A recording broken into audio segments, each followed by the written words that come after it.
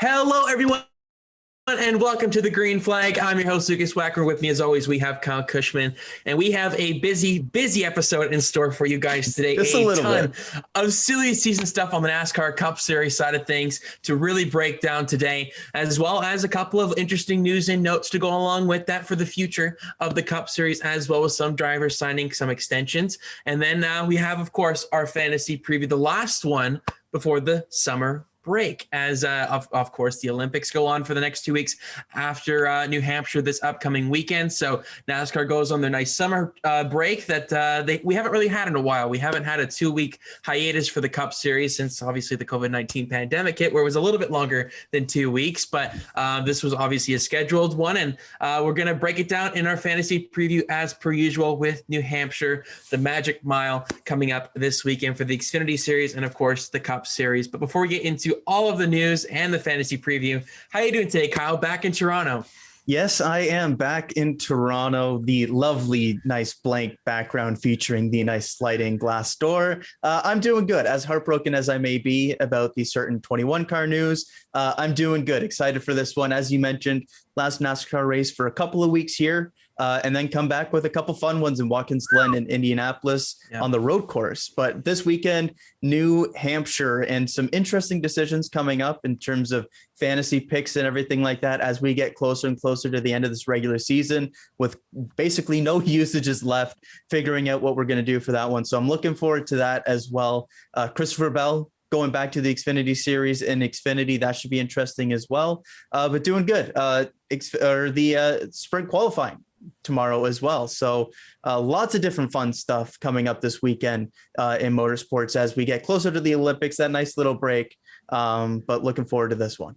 Yeah, we'll have the F1 preview for tomorrow. Of course, as Kyle mentioned, the spring qualifying debuting on that side of things. So we'll give you a bit of a rundown on how that's all going to work. And of course, our fantasy lineups for that weekend as well for the British Grand Prix. But for NASCAR, in today's episode, we start off with a bunch of silly season stuff here. And it revolves revolves around the number 2 and the 21. Obviously, the 2 for Team Penske and the 21 for the Wood brothers. So as we kind of expected, Brad Keselowski departing that seat and going over to Roush Fenway Racing for the driver/co-owner role. We've known about that for a couple of months now, but it was to be determined on who would take the seat and what number would they be driving if somebody did take that vacant seat left by Brad Keselowski. And now we know it is officially Austin Syndrick, the defending Xfinity Series champion, trying to go back-to-back, of course, running the full season down there as well for Team Penske. And he's going to be taking over the number 2. Ryan Blaney will not switch over there.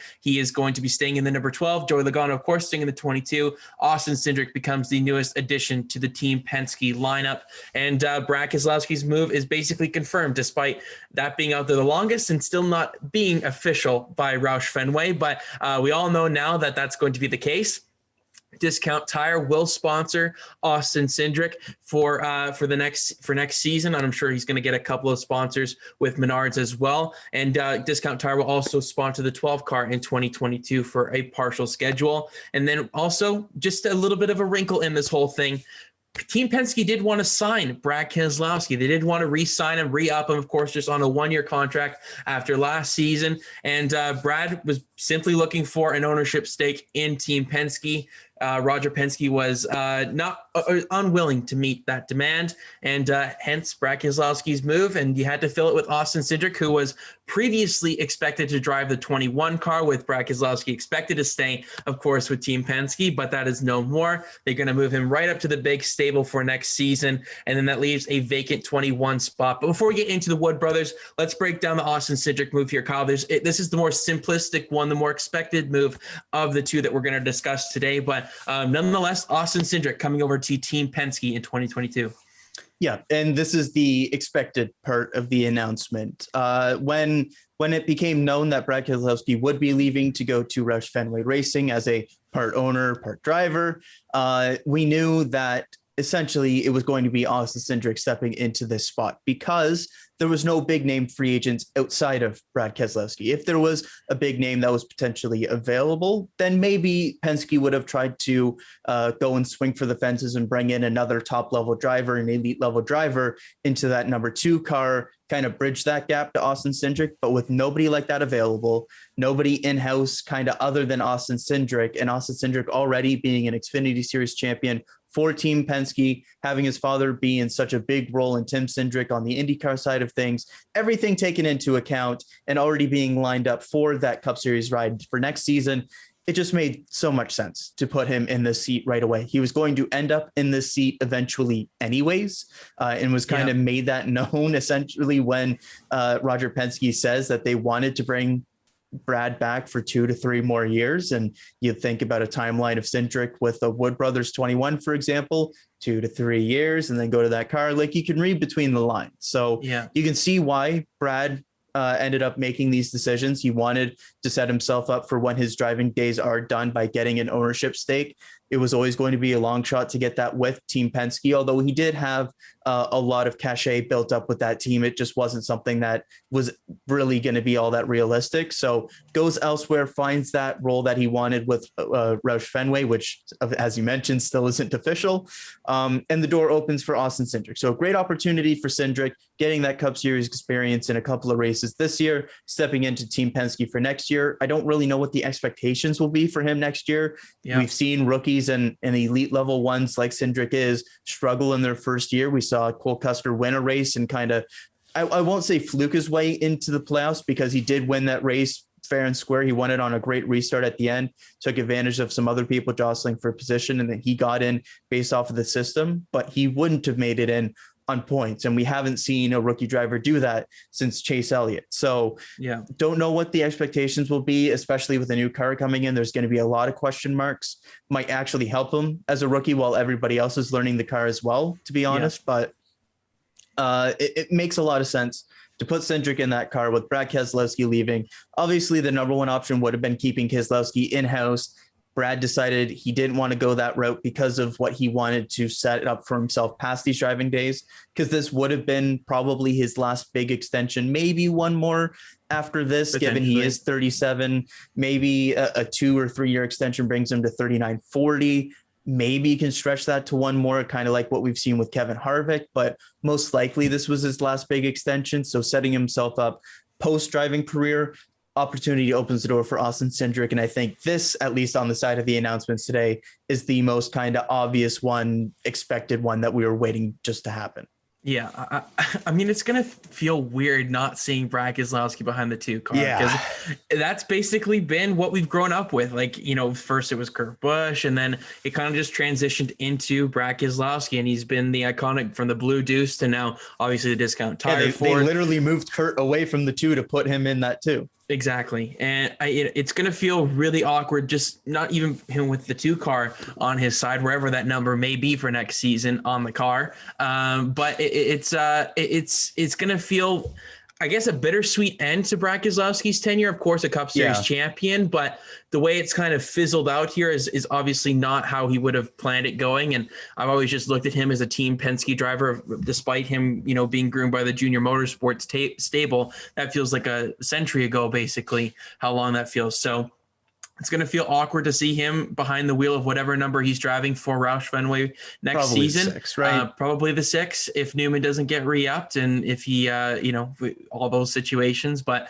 and then for Cendrick, I mean, when he kind of broke into the sport technically the Xfinity Series, I want to go back to when he was driving for the 60 car. That car was cursed. 60 car, right? And he couldn't finish a race. And I remember like saying out loud, I'm like, man, the people that are driving this 60 car are just not going to go anywhere because they just can't finish the damn race. And both Chase Briscoe and now Austin Cendrick are going to be going up to the Cup Series and going to be full time and very good equipment. Yeah, of course, Ty Majeski's the other one there, but it just blows my mind on how much Austin Syndrick has grown as a driver over the past 3-4 seasons, and how he was able to step his game up to the next level. And we didn't really see Austin Syndrick become this predominant prospect, if you will, until his basically doubleheader weekend at Kentucky last year, where he won the back-to-back mile-and-a-half race because he was always the road course ace. That's where we kind of expected. But now he's starting to really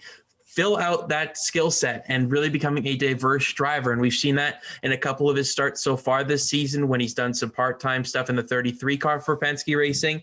So there's a lot of expectations for Austin Cendrick. He's not going to go in there completely cold. He kind of knows the competition a little bit, doing this part-time schedule a little bit this season. And I think the expectation will probably be for him to make the playoffs.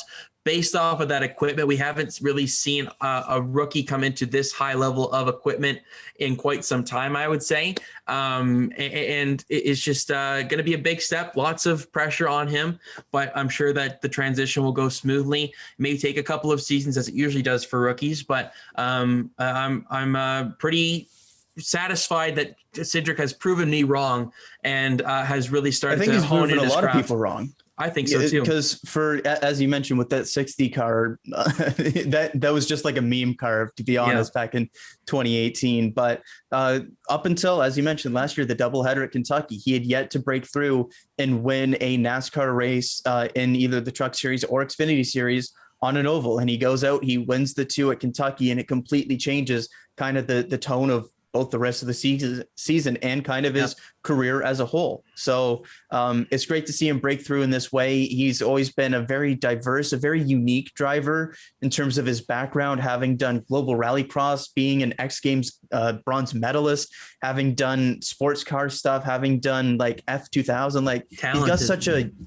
diverse background, which makes him such an interesting prospect in NASCAR. It's going to be great to see him get this opportunity, see what he does with it. But I will say, just as we kind of wrap up on this side of things, there's a level of irony of Austin Cendrick as being one of those final Brad Keselowski racing drivers in the Truck Series, being the guy to replace Brad Keselowski just 4 years later for Team Penske. There's definitely some irony to that. But it honestly, if you're looking at it just based off of his last name and everything like that, it's also a situation that you probably could have seen coming. But I've mentioned it a couple of times, the Tim Cendrick thing. I don't think that matters in this situation because Austin Cendrick has proved himself as a race car driver. This would not, Team Penske is not a team that would be giving him a Cup Series ride based on nepotism or anything like that. Maybe giving him the original opportunities. Sure. A lot of that has to do with the last name and staying in that 2 car, I think, as well. Just getting that number. Yes. Stuff like that, of course. But to deserve a shot like this in the Cup Series based off of everything he's done in the last year and a half, absolutely deserving of it. Yeah, I mean, Brad Keselowski's given 2/3 of that stable over there their Cup Series basically career at this point, with how he's groomed them from BKR days and now obviously being very prominent in the sport. So congratulations to Austin Cendrick, though, on getting that kind of confirmed and everything like that. And this will be a huge boost in his progression, and not having to take those 3 years to really figure out what to do in the Cup Series. Is going to get thrown to the wolves and see what works. And he's going to learn, but with the best of them, Blaney and Logano, I'm sure, are going to be good teachers for him, good teammates. And I wouldn't be surprised if Cendrick is a very good candidate for the Rookie of the Year battle next season. You would expect him to actually win that, but he probably should. But there's some interesting names that could be in the mix. And I don't know. We're talking about the 2 Penske car here. I know. But to make it interesting, we do have another rookie here to get to, Kyle.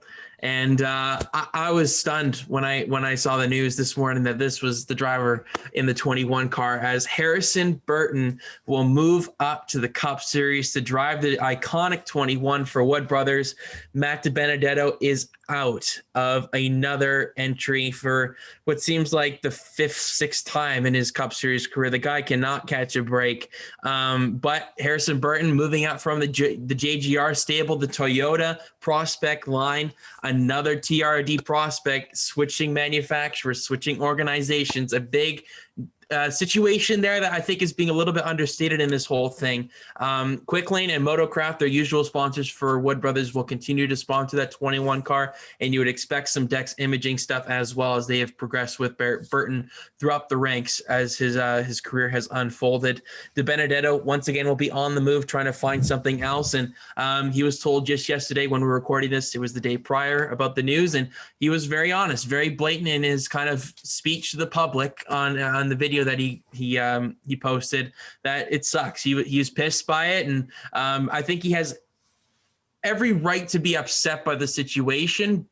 But saying that, he still quite hasn't delivered to the expectations, maybe what we expected Matt Benedetto to do in that 21 car when he was first handed to it after these 2 seasons. But we can get into that a little bit. But the big news, Harrison Burton moving up to the Cup Series after 2 years in Xfinity. The 2 years prior to that, we had him in the Truck Series for Kyle Busch Motorsports. So a very quick progression for Harrison Burton up to the Cup Series.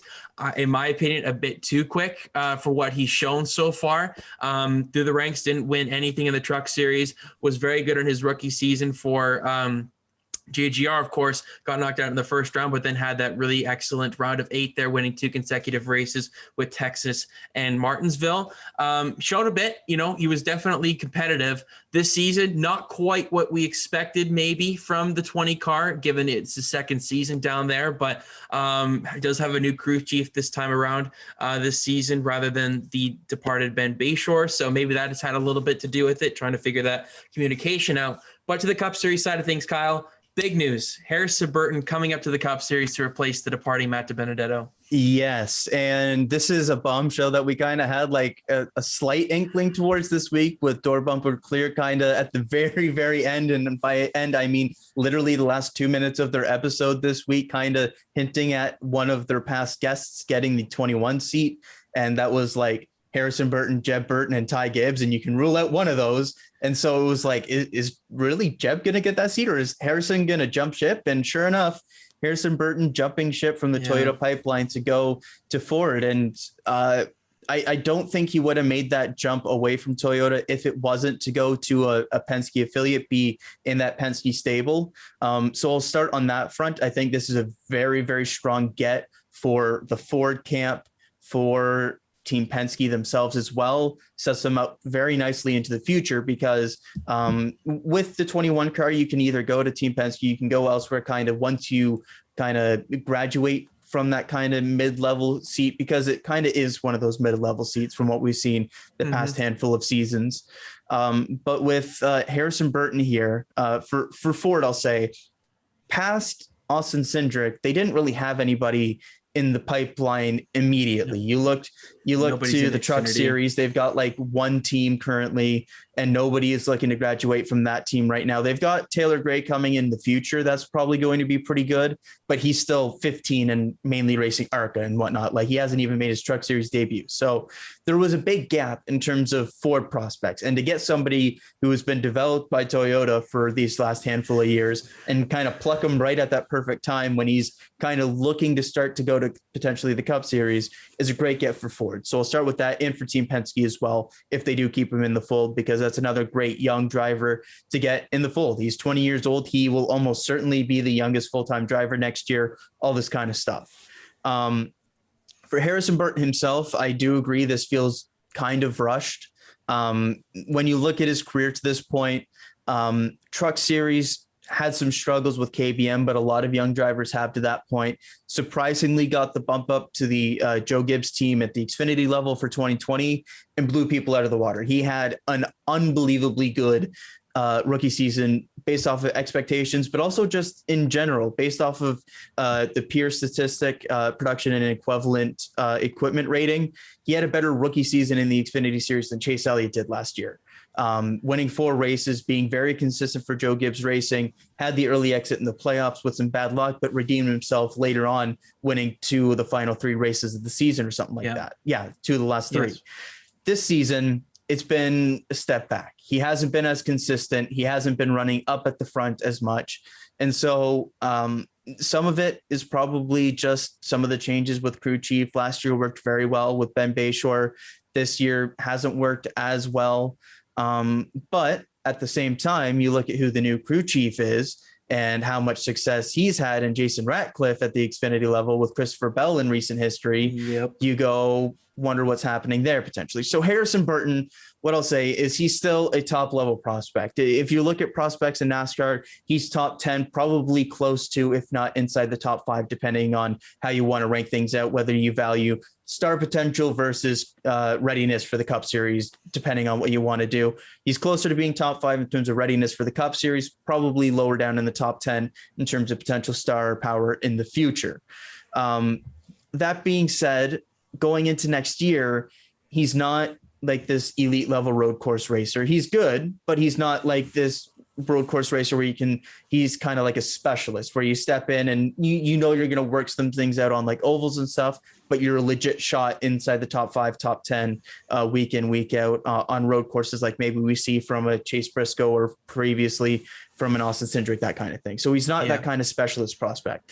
He's had a down season, so he's not like the prospect that's blowing you away this year either. So from both of those perspectives, I get it from the Ford Penske perspective. I'm not sure if I agree with the decision from Harrison Burton's perspective in terms of what's best for his development. I think another year with Joe Gibbs Racing would have been best for him, at least one more year, if not more, because he still is 20 years old. I understand maybe having that itchy trigger finger, having that great rookie season and thinking, okay, one more year and then I'm ready, stuff like that. But I just think it's a little bit too soon. And I know looking ahead to Toyota and everything like that at the Cup Series, all those seats are filled. 2311 is looking to add prospects right now. They're looking to get that team stabilized, veteran drivers, all this kind of stuff. Joe Gibbs doesn't have any opening availabilities. I get trying to find somewhere to go while you can, while you're still a hot ticket, but just feels like it's too soon. And I'm a little bit worried what things will be like going into next year for Harrison Burton, because he's a good driver. He's got the potential to be a very good driver. I just don't think he's at that point yet now in his career where it makes sense to go Cup racing. Could be proven wrong next year. He was great as a rookie in Xfinity when everyone kind of wrote him off after that season at KBM. Could prove us wrong again, but I just feel like it's too soon for him right here. I thought in our preseason stuff, I thought he was coming up the Cup. I thought he was going to take that 11 car from Denny Hamlin. Yeah, I think a lot of people would have, right? Yeah. But obviously, the little bit of struggles with the consistency that we've seen so far this season, not that race winning ability, what we've seen from, namely the 54 car, who's ever gone in, it has basically been in that top 3 the entire time that they, whether that's Ty Gibbs or Kyle Busch, whenever they've done their starts. Ty Dillon, we can exclude him. He had some bad luck, of course. But for Harrison Burton, I think he's a good driver. I think he's a solid driver. I don't think he's ready for Cup. I think 20 years of age. I thought he was rushed up. I was shocked when he got the Xfinity Series right after just 1 year in KBM stuff where he struggled mightily. I don't even think he made the playoffs for the Truck Series when he was with KBM, right? So that's a big step up. Understandably, the Trucks is a totally different beast than the stock cars that he did with ARCA and stuff like that growing up. So maybe there's just a bit too much time for adjustment there, but I think you're taking a bit of a risk here if you're Wood Brothers. They never really have done something like this with taking a stab at a rookie. I guess you can look back to Ryan Blaney, but even with Ryan Blaney, that was when they were still like a part-time team to begin with and was beginning that Penske relationship. So even then, I think it's a bit of a different situation. I agree with that. So I don't look at Harrison Burton and think he's Ryan Blaney. I think Ryan Blaney is definitely one of the best up and coming talents that just hasn't quite honed in on something yet. I don't know if there's really an overall strength to Harrison Burton. I think he's pretty even across the board. Yeah, he's good across the board, but he doesn't have that specialized skill. Even within oval racing, he doesn't rank out as a top restarter. He's an average restarter at the Xfinity Series level. He's not specific to short tracks or whatever. If I were to lean somewhere, I'd say short tracks, like that. So right? That's probably where his strengths lie. But even I'm saying, he doesn't have that specialized skill where you can look at and go, okay, this will translate to Cup, and let's see how he does there. Kind of like Austin Cendrick with with road Yeah, course you're going to racing look or at those anything like races that. for him to So, be the performer in that race, right? Like you can look at almost any race and you're like, I don't know what to expect from Harrison Burton next season because we don't really know what he's got because he didn't really prove anything on one specific layout or track or whatever in Xfinity trucks or Xfinity. And what level. I'll say is it's not like he's been bad across the board this season. He's still been pretty solid. The average finish has dropped from 10th place exactly on the nose last year to 14th place exactly on the nose. So a 4-place drop this season. Xfinity Series has gotten more competitive, so I will give him that kind of caveat there. But not that competitive where you think it'd be that big of a step back. You'd want to see him stay around where he was, maybe even push for like an average place of 9th, right? Like that's kind of what you expect from a second-year guy. And it's not even like he's had like extraordinarily bad luck. Like he's had a couple of races that have been screwed because of bad luck and whatnot, but he's got 5 top 5s this year. In those, the highest finish has been 3rd 4 times actually this year. So he's got up there a couple of times so far this year, but need to see a very, very strong second half or past the second half already of the season into the playoffs to kind of really justify the move from Harrison Burton's perspective, because again, it makes sense from Ford. It makes sense from Penske. Wood Brothers doesn't really have much of a say in it. They kind of get told by Penske what's happening in that circumstance. I get it from all their perspectives. Just feel like it's a little bit too soon for Harrison, and he's improved his passing so far in Xfinity this year. He's improved his restarting, but the production has slipped a little bit, and need to see that rebound before I can really justify the move to Cup just yet. But hey, he can have a great second half of the season, prove everybody wrong. He can have a great rookie season, prove everybody wrong, but just feels at 20 years old, we've seen it in the past with numerous drivers just making the step up the system too quickly. And it feels like Harrison might be one of those, at least right now. I agree with that. And apparently Jeff Burton is the one that kind of got him this deal because he is his manager as well. So just those ties in the garage area that Burton had, or Jeff Burton being that in his driving days, of course, now being very much in the sport in the broadcast booth and has a lot of ties to different areas throughout the sport, I think has done wonders for Harrison Burton to get to this level so quickly. So even though Jeff Burton can't really talk in the booth, he must be a really great negotiator. So that's a low blow. I'm sorry. I'm not a fan, but I think Harrison Burton, he's got a bit to prove. I think that's a fair statement. And I think that's always a thing when you're a young driver and you're trying to make it to the next level. And there's going to be some expectation on him. It's good that he's not in like a premier organization right off the bat. Wood Brothers is a team that's very fringe playoff worthy right now. And I would expect him not to make the playoffs next season as a rookie. That's basically my expectation right now. But there's a lot of room for improvement. And like Kyle said as well, there was no real growth once again here for Toyota because of the lack of avenues that they have with a Toyota manufacturer in the Cup Series 2311. Like Kyle said as well. They don't have an equivalent of Wood Brothers to put a driver like Harrison Burton. No, there's no filler, no Levine family anymore, right? Like 2311 and Joe Gibbs Racing or bust, basically. Like you mentioned a perfect one there. Levine Family Racing looked like they were going to be that Wood Brothers equivalent for Toyota prospects when Christopher Bell went there. And sure enough, or even Fred Giroux and Eric Jones did the second car, right? Like both of them. Even just quickly here, Matt Benedetto loses out on the Levine Family Racing seat because Christopher Bell steps in. He goes over to 21 and somehow still loses out to a JGR prospect. So that's just his luck. But a former Joe Gibbs Racing driver as well, which is hilarious. But lots of different avenues here that that Harrison Burton could have really gone down if he really wanted to, but he wanted to make that next step to the Cup Series, and wish him all the best. But I think we have to talk about Matt Benedetto here, Kyle.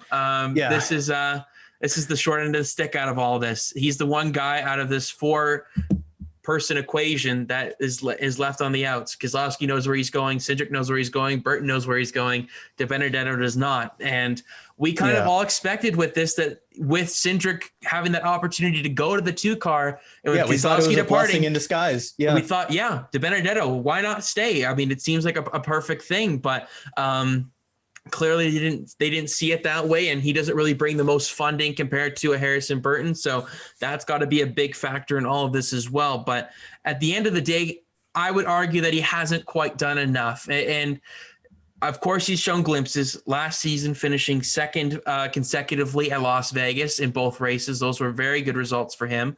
But at the same time, he hasn't been able to put those results together across the board. And I would argue that if he had practice, he would be a much more complete and would get the results more often than he does right off the trailer with this no practice and qualifying format that we have the past 2 seasons. And it's very unfortunate, the circumstances. The guy can't catch a break, it seems. Left, right, and center, somebody's coming up through the pipeline that somebody else would rather have than Matt Benedetto. But he's outside the playoffs right now by a very considerable margin after Kurt Busch's victory at Atlanta. And it's going to take a win for him to make the playoffs. Yeah. So that's going to be a very difficult task to do. But when we kind of found out that Benedetto was going to get this seat after vacating Paul Menard 2 seasons ago, that we could maybe see a win, because Ryan Blaney got a win in that car at Pocono. So we've had similar expectations to get maybe one victory for Matt Benedetto, but he hasn't quite been able to break through. And he's shown some weaknesses on the road courses. Maybe that's down to the actual 21 car itself rather than the driver, I would argue. But at the same time, he just hasn't quite found the whole piece of the puzzle and put it all together on a consistent enough basis. And the points are basically evident of that. And he had a slow start to the season. I know he kind of turned the corner a little bit, but now he started to fizzle out once again. So your thoughts, Kyle, on Matt Benedetto, maybe a possible landing spot for him. Where does he go? There's a lot of obviously questions up in the air. We thought he would stay when we did our mid-season stuff. Obviously, 3K views as well. Shout out to that video if you haven't checked that out. It's way gone wrong now, but nonetheless, still give it a watch. But your thoughts, fun. Kyle, Matt Benedetto. This is a tough break for him. Yeah, this is a bit of a heartbreaking one for him here. It did feel like Benedetto and the 21 were kind of this perfect marriage of sorts, with a mid-level team that has its moments near the top, with the mid-level driver that has his moments at the top. It felt like it was a perfect marriage between a team and a driver at similar levels. And unfortunately, it's only going to last 2 seasons here. And that's kind of been the running theme with these Wood Brothers cars. You look back to Ryan Blaney when he went full-time in 2016, 2017, moves on. Paul Menard, 2018, 2019, retires. 2020, 2021 to Benedetto, and then he's out. So what I will say here is there were some highs and lows between these two. You look last season, making the playoffs, having a very good playoffs in terms of generating points. They actually finished 13th in the overall standings, which is the second best finish that they've had since coming back as a full-time team in 2016. The only one better was Ryan Blaney in 2017 when he, of course, won the Pocono race, went to the fairly deep in the playoffs, all this kind of stuff. Yeah. So outside of that, Benedetto's 2020 season was better than Blaney's first season at the team, was better than both seasons Paul Menard had. This season, though, it was clear from the get-go that things just weren't clicking. And whether that's between Greg Irwin and Matt Benedetto, whatever it is, it was clear that things just weren't going well enough. And over the entire duration, they weren't good enough on road courses as well. And we kind of saw that at Road America recently, where they kind of changed things up, new crew chief, and looked a lot better. But the consistency hasn't been there this season.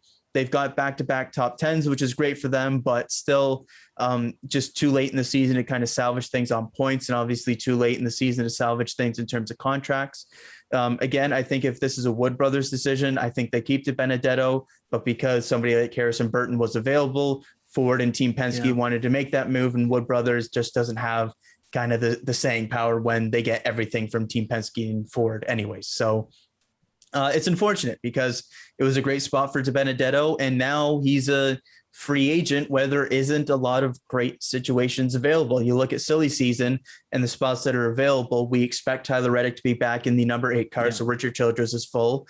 Trackhouse, you don't really expect him to be an option there. He could end up being an option, but from things we've heard, it kind of looks like it's a long shot at Kurt Busch or Ross Chastain or maybe something else. In those, Eric Jones, we expect to be back in the 43. GMS, we don't even know if they're going to be full-time. So like you keep going down the list, 23-11, they're almost certainly getting Kurt Busch at this point based off of the things we've heard from people like Jordan Bianchi. Still in the open. If that doesn't end up happening, then I think 23-11, right? That's basically what Kurt's options are. So I feel like if Kurt somehow doesn't end up at 2311, I feel like that could be an option for him, but I feel like that's like Just a not the low percentage chance. sponsorship, right? Yeah, that kind of stuff. So in terms of realistic landing spots, if Stuart Haas went away from Eric Almirola, could that be a spot? Yeah, but then you think about the sponsorship Almirola brings and the money that team needs, and Benedetto doesn't bring that. So he's probably not an option there. Is Eric Almirola even breaking even with the amount of times he's had wrecks this season with the money that he's brought in? I mean, I'm sure they're getting a bank from Smithfield. So I'm sure they are, but I think the argument could be made 27th in points in that equipment, and that car has ended up on the record more times than not, it seems. So yeah. No, believe me, I'm on the same page there, but I still think it's a long shot there. So like in terms of realistic landing spots, Trackhouse potentially. I think that one's more of a long shot than people give it credit, but we'll include that in the conversation nonetheless. 2311. That's maybe even less of a chance. I actually think the opposite. I think it's more likely 2311 would be, but I don't think either are like both of those I see as like 20%. 1%. Like honestly, like 1% chances. Okay. Like I think Kurt's going to 2311, and I think Chastain's staying in Trackhouse unless they kind of that would make a lot of surprising. Yeah. And then so other than that, you're looking at a long shot at Stuart Haas or like a front row or even further back, because even a team like Spire doesn't have another charter that needs to be used up. So I think this could potentially, I know today on Sirius XM and all that stuff, he said that he doesn't want to go back to Xfinity trucks, that kind of thing, even though he actually never did trucks. Doesn't want to go down. He wants to stay in the Cup Series. That's where he feels his heart is. That's where he feels his talent level is. But looking at Xfinity, depending on what happens with that 22 Penske car, I think it shuts down. But if they decide to keep that open for sponsorship and whatnot, if you think about Colleague, you think about Joe Gibbs Racing with another seat. There's some interesting ties that could potentially be a landing spot for Benedetto. It's better than nothing. There's some options down there. Exactly. If he can swallow his pride, go to Xfinity, go dominate, go win races, go battle for a championship, prove that you're that level of driver and get a second opportunity. We've seen it work for John Hunter Nemechek going all the way back to Truck Series this year, going out, winning races, being a championship level driver, generating that interest in his name again. That could be something that works for Benedetto, maybe not as far to the Truck Series, just given how much older he is than Nemechek, going down to Xfinity. Would you say he needs to prove himself now? Do you think that would be a decent option for him to go down to, I wouldn't say Truck Series, I think that's unrealistic, but Xfinity, would you say like if he got a Penske, or maybe not a Penske because of this, how it's all ended here, but a Gibbs or even a Colleague, do you think that would be a better option for him than, let's say, a back marker front row team or something like that in Cup?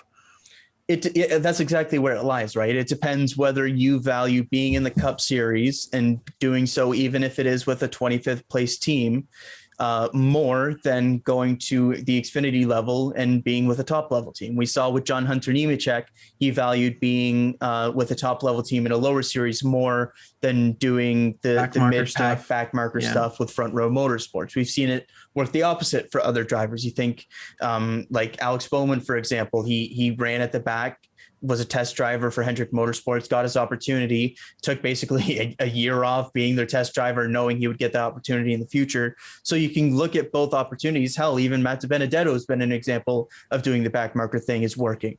At this point, I think it would be better for him to go and win races than it would be to do the middle back marker thing, just because there isn't that upper tier mid-pack team looking for a driver unless there's something surprising that happens. So given that, I think it would be better for him to go to like a Joe Gibbs Racing, go take one of those seats potentially on what happens there, because they could have 3, they could have 4 seats. We don't really know what happens with the 54 into next season, but let's just say for whatever, they do go with the 4 cars. They still keep 4 cars around.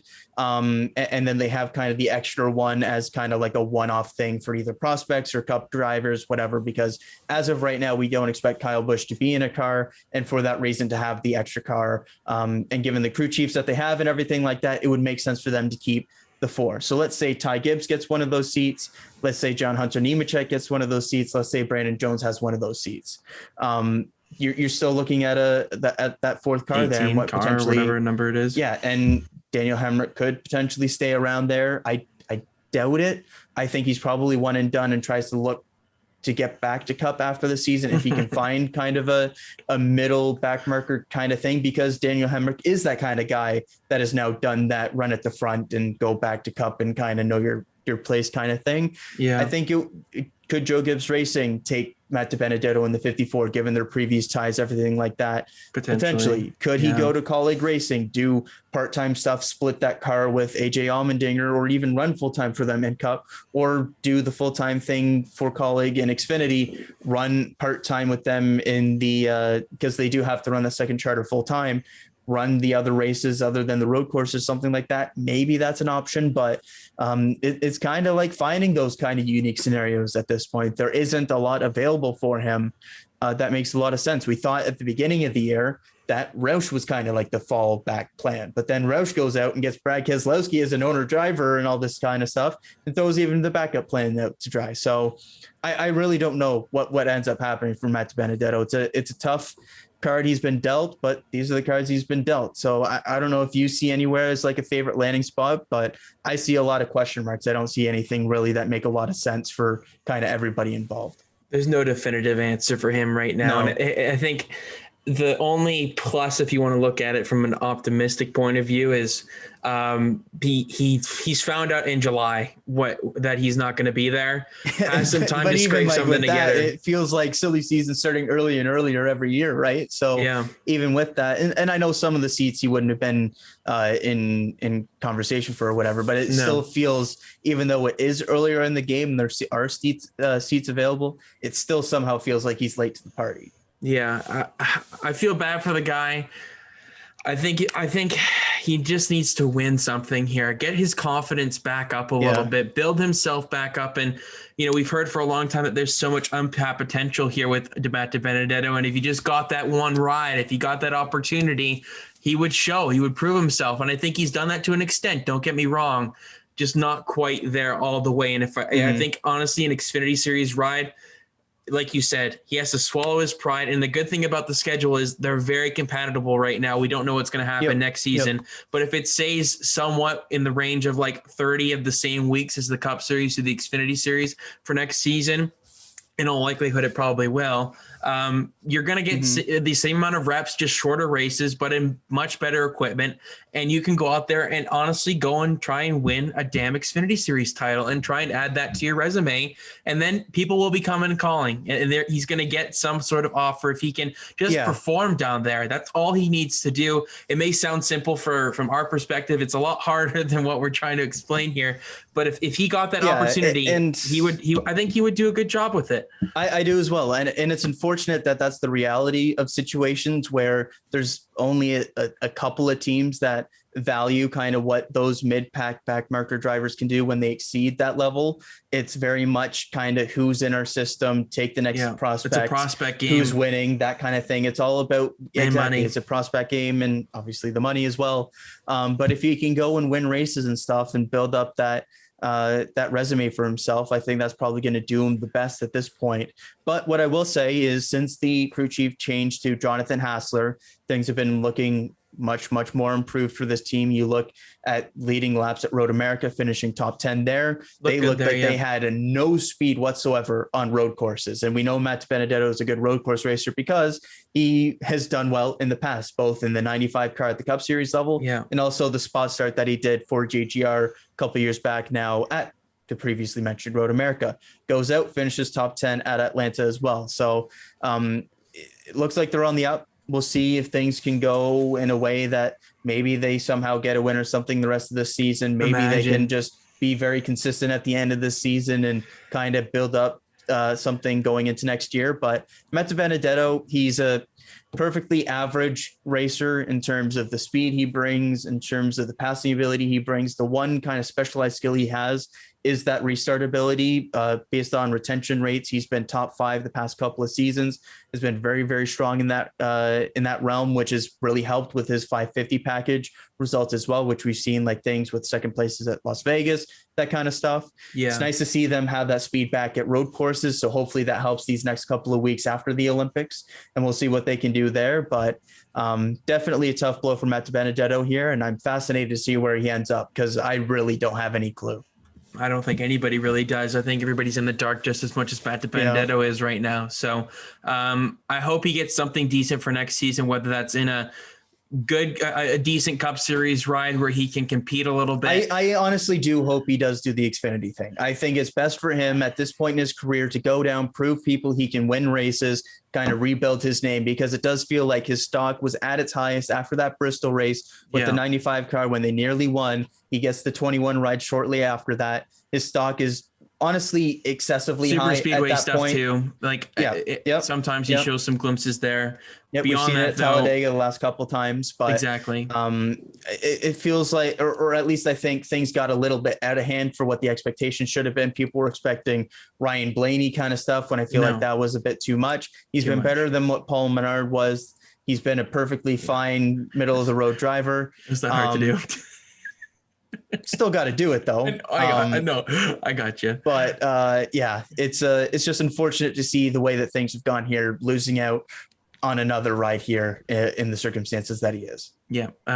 Whatever he ends up doing, I'm sure it'll be an interesting one, because I'm just fascinated by the cycle that is just Benedetto's career. On to Benedetto as well. What I don't understand is, from a sponsor's perspective, seeing the amount of people that obviously care and are interested in this guy's career, and yet no major sponsors want to get behind a driver like that has that fan support. I don't get that. So should we sponsor him, Kyle? Should the green flag? Should we just sponsor him? 13 cents that I got in my wallet. I think that'll suffice, right? Yeah. I think anybody will come knocking on our door for a sponsorship. It's this is an interesting part into Benedetto's career. He's not too late in it where he can turn it around. If he takes one year, he's still young. He's still under 30. If he takes that one John Hunter Nemechek year, I mean, who was looking at? I thought John Hunter Nemechek was a great driver, but who was really looking at him like people are talking about him now, like in the Truck Series? If the Benedetto did something at least similar to that in the Xfinity Series, people would be knocking on his door. Like I don't think that there's really a debate in that. So. And obviously remains to be seen how the Nemechek stuff plays out and what he ends up getting in the Cup Series. I think prior to that, people thought like his ceiling in the Cup Series was like a Chip Ganassi ride, something like that. I think now going back and doing what he's done in the Truck Series, people look at him as potentially a higher end driver. Give him a JGR car next year in the Xfinity Series. Watch stuff out. like that. Later this season, we'll get to see 3 of those at least. Watch out. Yeah, it's going to be fascinating to see how this one plays out. Absolutely. Big news. Obviously, we had to talk about that in length, and it's going to be it's going to get crazier from here on out. Who's going to buy who else out? Because that's basically what it comes down to nowadays. What's the next non-Keselowski domino to fall? Because we know Keselowski is going to come eventually here in terms of confirmation. What comes next after that? Oh man. I think something revolving around Kurt Busch. I agree. I think we're going to get a Kurt Busch decision. He's the big one left, right? I think he's wherever he goes, it domino. sets some things up. So exactly. We know the Brad Keselowski domino, all that stuff with the 21 car. It's Trackhouse or 2311, basically, right? So whoever takes that spot leaves another hole there to be filled. So if Kurt Busch goes to one of those teams, you look at somebody for an option for those teams, and then that's your next 2 kind of thing. But with the win here, capitalize on it, man. Like just try and lever as much as you can and negotiate. The summer break coming up after this week as well. So I think a lot of decisions are going to be made after that. Yeah. So I think Kurt's the next domino to fall, because after that, either 2311 or Trackhouse then know to go to their secondary options, because it seems like both of those first options are Kurt Busch, and then you get the dominoes to fall from there. But gonna be, again, we thought this would be a fairly straightforward, silly season. It clearly has not been.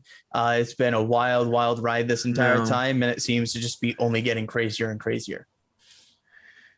I don't know what to expect anymore with this sport. Like honestly, the stuff off the track has been more entertaining than on it basically this season. So it's not to say that it's been terrible on the track, but I think that this stuff has been. I also love this stuff as well. So it's our basically free agency for hockey. If you watch that, I mean, there's a whole bunch of different things. Trade deadline day, it feels like that. Like it's just a whole bunch of things combined into one here, and there's just a lot of different news that these drivers are having to work around. And I mean, it's still keeping us entertained. So looking forward to seeing what the rest of the summer has in store for us, and as well as into the off season. If whoever doesn't have a ride and everything like that as the season winds down, I'm sure they'll figure themselves out for 2022. But we'll move on to the next item here, and it goes towards 2023 as Kyle Larson has signed a contract extension with Hendrick Motorsports. It was going to be running out at the end of next season in 2022.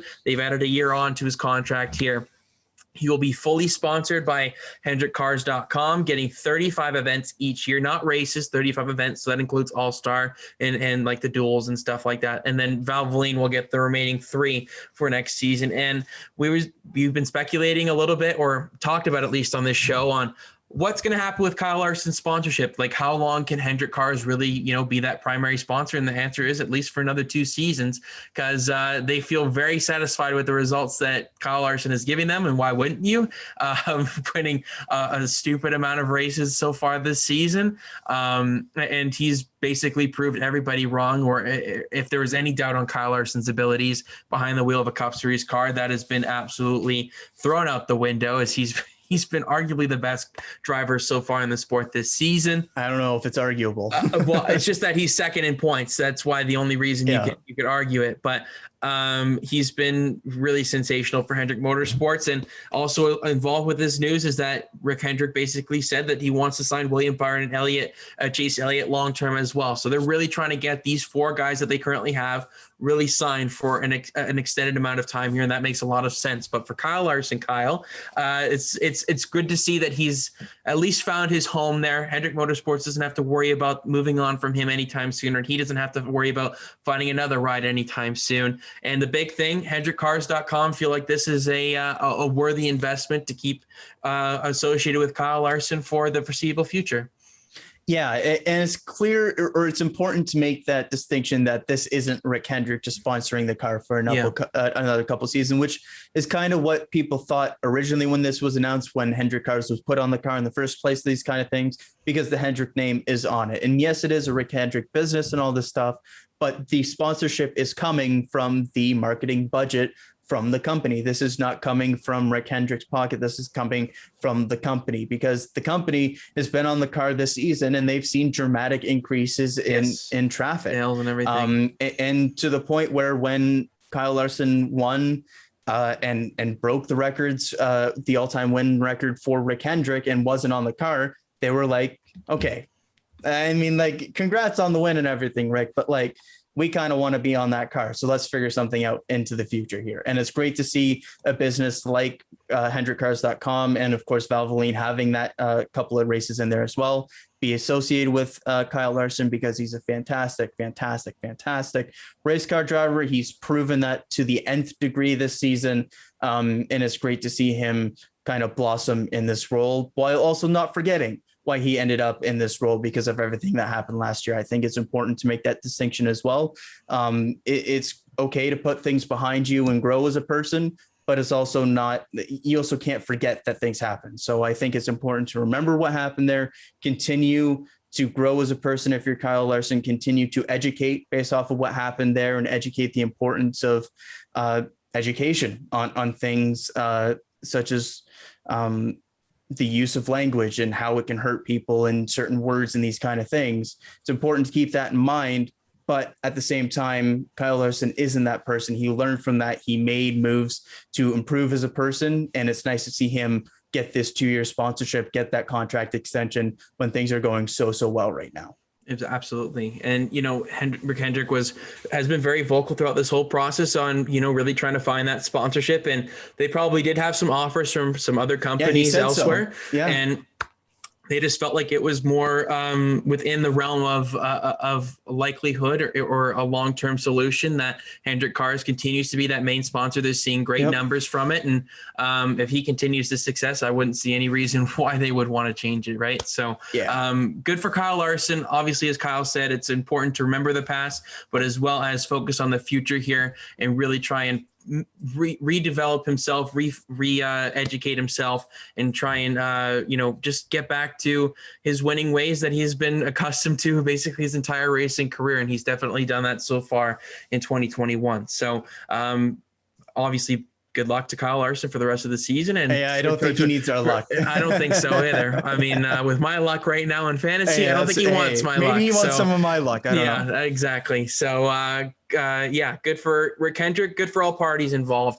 that this has been resolved very early on, and they felt like this was a situation they wanted to get ahead of. And I'm expecting Byron and Elliot contracts probably within the rest of the year. If not, it's going to be in 2020, 2022. So. Move on to the next bit of news here. Josh Berry will not be in the number one car for Junior Motorsports he this will weekend. be in the car. No, sorry. Excuse me. Excuse me. Josh Berry will be in the number one car for Junior Motorsports this weekend, as the injured Michael Annett will be out once again. Of course, when we did our preview last week, we didn't know anything of the nature revolving around Michael when we Annett's did, injury. I think it was while he was in a truck as well. So basically, so it's a stress fracture right to the right femur for Michael Annett, and it has required surgery. He is hopeful that he can be back in time for the Watkins Glen race, which is on August the 7th. So he's having, obviously with the Olympic break, it gives him a bit of a very lucky break, to be honest, even though it's a break in his femur. It's been a lucky break for himself here for the playoff hopes that he's only potentially missing only 2 races. Of course, last weekend he missed the race, late notice. It was a big scramble. Junior in the booth was like, maybe you give me the fire suit. I'll go out there if I had my Hans and helmet here. But Austin Dillon stepped into that car, did a very good job for very late notice, as late notice as you can basically get to get into a race in the Xfinity Series or any series for that matter. But like I said, Josh Berry, of course, no stranger to Junior Motorsports equipment this season, and it has been granted a playoff waiver by NASCAR on the case that he does remain inside the top 12 in points when it comes time for the playoffs in a couple of weeks' time. And big opportunity for Josh Berry once again, going back to a Junior Motorsports equipment here this weekend. Of course, was meant to be out of Junior Motorsports for the remainder of the season, was in that 8 car for a large majority of it, apart from the road courses. And obviously Sam Maris taking over that seat for the rest of 2021. But for Josh Berry, a great opportunity here to go for one last kind of attempt here with Junior Motorsports equipment and see what that one car is really capable of. It's been a question mark for a while of what that car could be capable of, and I think if we're going to find an answer, Josh Berry's a really good person to give us that answer. So unfortunate for Michael Annett. We're sending him best wishes on his recovery here from the injury, but Josh Berry, Kyle, getting a nice little one-off here for Junior Motorsports at New Hampshire. Yeah, not a bad little turn of events here for Josh Berry. Get one more race in at a track that you would expect him to be more competitive at, just given his skill set at New Hampshire. Obviously, not Martinsville to that degree, but still a shorter track, and so still to more of his background than like a mile and a half or something is. But for last week, man, I really wish that there was enough time to get like BJ in the car or even Jordan Anderson or something. That would have been so cool to see. I get, because obviously BJ McLeod isn't exactly the same size as Michael Annett, not going to fit and stuff like that. So would have loved to see that opportunity. But great opportunity here for Josh Berry. Really hope that for Michael Annett's sake, he's able to stay in the playoffs here. He's been around that cut line all season long, but he's done enough to kind of get himself a bit of a gap here recently. He's something like 60-ish points above the cut line, if I'm not mistaken, to Riley Herbst there. So it's still going to be tight going into the next couple of weeks here. If he can, he'll stay ahead of him past New Hampshire, but will he stay ahead of him? It'll be tight going into Watkins Glen. If he's able to get back there, what is his health going to be like when he's come back? Like, it's going to be very tight coming down to the end of things. And of course, you can have a surprise driver that completely screws things up as well. So Annett's put it together a quietly consistent season, has had a couple of nice results, getting some nice points to get himself in that conversation. He was outside the cut line for a little bit. Now he's almost 100 points to the good. And then this happened. So for Annett, wishing him the best in his recoveries, hope he can stay in the playoffs here. Obviously, NASCAR would grant an injury waiver in that regard, but a nice little opportunity here for Josh Berry once again. And Jordan Anderson is going to be back behind the wheel of his own car. this weekend. So I don't know if Josh Berry was originally planned to be in that seat. He's done those Jordan Anderson races with the 31 for Xfinity a few times. Probably would have been in that seat, but with the changes, Jordan Anderson's going to be back there and Josh Berry getting an opportunity again. For sure. Next bit of news here. We're almost done here, folks. As one quick thing here, it's not going to take too long. Roof Mortgage. I hope I'm saying that right. Ruoff Mortgage. I don't know what the heck you call it, but they are now the new official mortgage sponsor of NASCAR, and they will take over as the new Victory Lane sponsor. Roof Mortgage, whatever you call it. Victory Lane. So wow, I would love to go there. It sounds pretty entertaining. I'm glad you found the most boring piece of news possible today.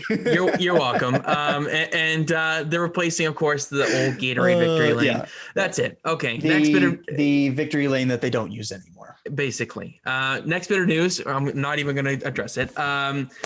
We're moving on to IndyCar. That does it for the NASCAR side of things. IndyCar, some exciting news here for the esports side of things. It's IndyCar returning to the video game scene for the first time in quite some time, as they have signed a deal with Motorsport Games to produce titles based on the series, and is going to be debuting in 2023 on Xbox, PlayStation, and PC. So we've been asking for an IndyCar game for years and years and years. Of course, iRacing does as best of a job as it can do with the iRacing and IndyCar side of things, but they can only do so much. And it's good that we're getting a dedicated series here to IndyCar, and it's going to seems like a pretty high profile game. Motorsports Games does not mess around when it comes to their creations. So very curious to see how it all pans out. And I'm just excited to add another motorsport here, basically the third of the Triple Crown of motorsports, NASCAR, F1, and IndyCar, to what we talk about on the show,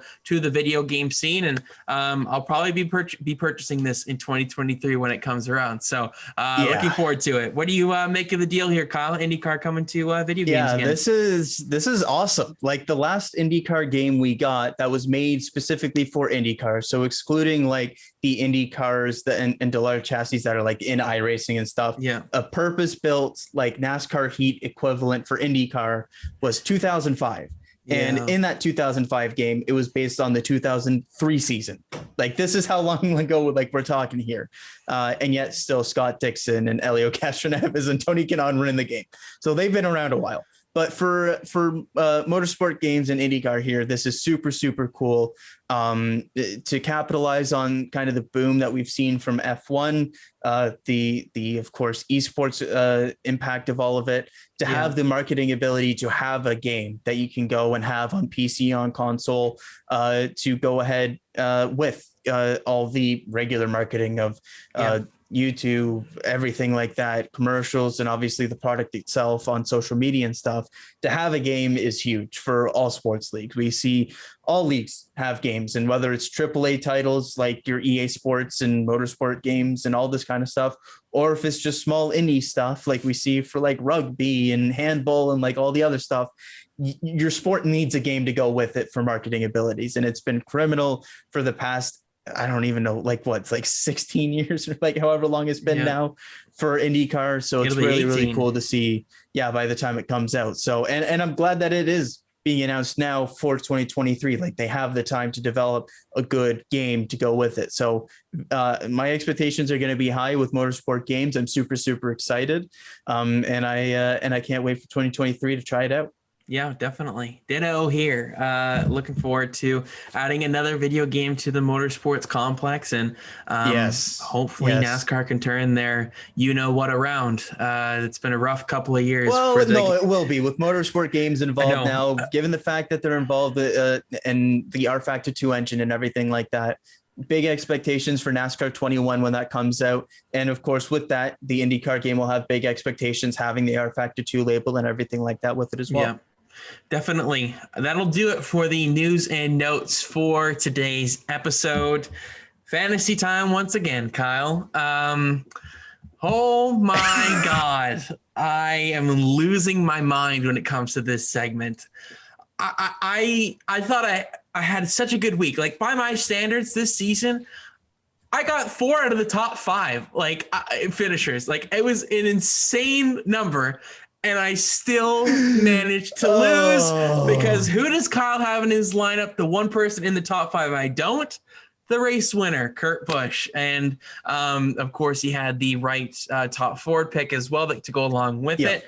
That helped a lot. So it was a very close battle in the end. I don't know how many points it was, but I'll double check it real quick, but I believe it was 6 points is the difference. That's lovely. Hey, just really brutal because 227 to 221. So man.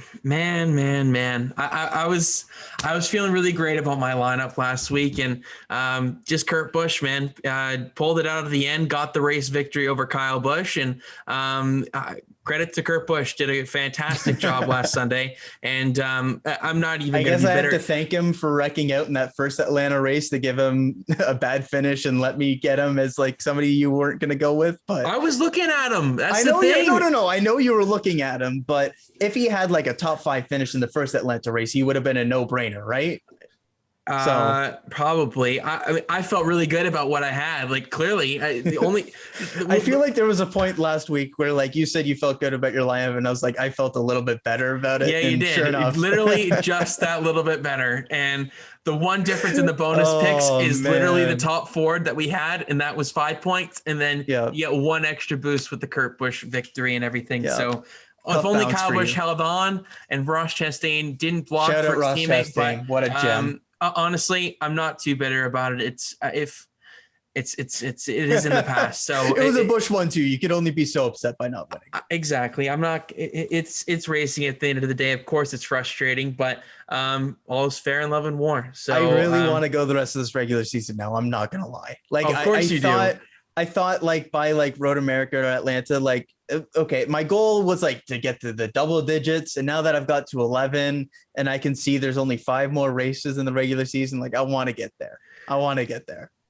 I wouldn't be surprised if you do, man. Like I cannot believe how bad of luck I've had or just how close I've been sometimes. But the margin of victory has been so small. Like I've won 11 straight, and the overall is still less than 150 points. Like we're very, very evenly matched when it comes to this stuff. Like, well, I mean, I've won 11 straight, but okay, fair enough. I know what you mean. Yeah. All right, let's just get to the lineup. Man. Let's get to this damn lineup. New Hampshire. You go first now. Yeah. One off. Of course, I'm leading this one off because there's no truck series this weekend, so we have to invert it a little bit. But yes, I do lead it off this week.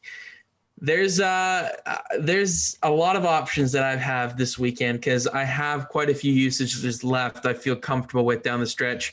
Of course, 2 road courses. The part that scares me. 2 road courses, a super speedway track, and then a 750 package here with New Hampshire and the 551 at Michigan. So that's what the regular season entails. Last one before the summer break, I really just want to get this one so I don't have to go to the summer break and be still 0-12 over the past 12 weeks. So just want to get on the board here before we get 2 weeks off. But I'll lead us off here. The first guy I have in my lineup did well for me, recovered last week after starting at the back of the field at Atlanta. Martin Truex Jr. is in my lineup. I've got 3 usages left on the 19 car. Average finish over the last 3 races here at New Hampshire is 4.33. 2 top 5s, 83 laps led. He starts second in this one as well, forbidding going to the back. And I'm hopeful that Truex can really pull it together here. This is a track he's done very, very well at in his career. And I like him on the 750 horsepower tracks a little bit more than the 551. So this is the track that JGR has been tremendous at in their career. It's a little bit similar to Pocono in terms of their success overall as an organization. So JGR, I think for me, comes into this weekend having a lot of potential for a good weekend across the board. And Martin Truex Jr. leads that one off in my lineup. Yeah, I completely agree about Joe Gibbs this weekend and about Martin Truex Jr. I feel very strong about him this weekend. Had some reservations last week, just given the slump that they've been in, but you played him at the right time, got a top 5, got a good usage out of him, and that's positive momentum. Don't forget, this is a team that at the beginning of the year, people were looking at like we currently do with Kyle Larson. Like, they were dominant at playoff tracks, at these 750 package tracks. And you look back to the success, win at Phoenix, very, very strong. He won at Martinsville, right? Yeah. Yes. And then Richmond was in the conversation the entire day, 50 points. Darlington, dominant day, 60 points. Less so at Dover, less so at Nashville. But when you look about the comparison between New Hampshire as a 750 package track and the tracks that we've been to so far, Nashville, no, don't compare it to that. Dover, don't compare it to that. Granted, wouldn't necessarily compare it to Darlington either, but Richmond, Martinsville to a certain extent, Phoenix, flatter 750 package tracks. They were great there so far this season. So Truex, I feel very, very strong about. Even though he doesn't have a win here in his career to this point, I feel like they're going to be a very strong top 5 contender this weekend. How many usages do you have left? Let me double check on that. I've got 3 left on Truex here. Okay, so we're even. All right.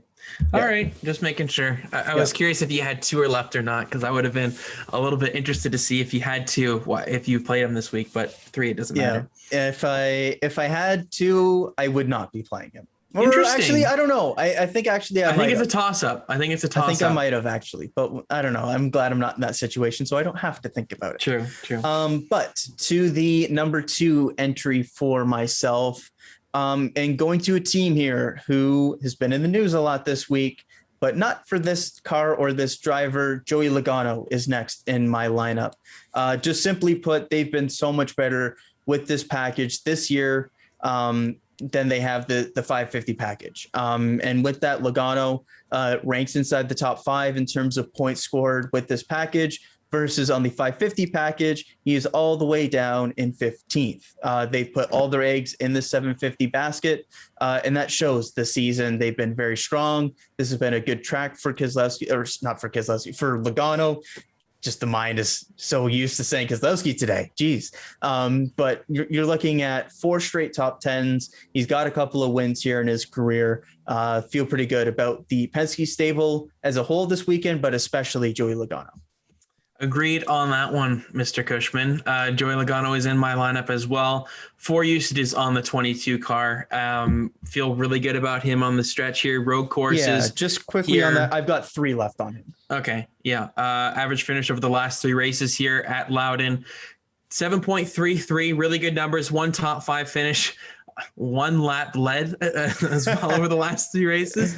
He starts 15th, gonna have to make his way up through the field a little bit, but for all the reasons you just mentioned, has been much better on the 750 tracks, and that's where I've been really trying to save my usages, because 550 has been hopeless for him so far this season. So encouraged by their 750 horsepower speed of 750 horsepower speed on this package. So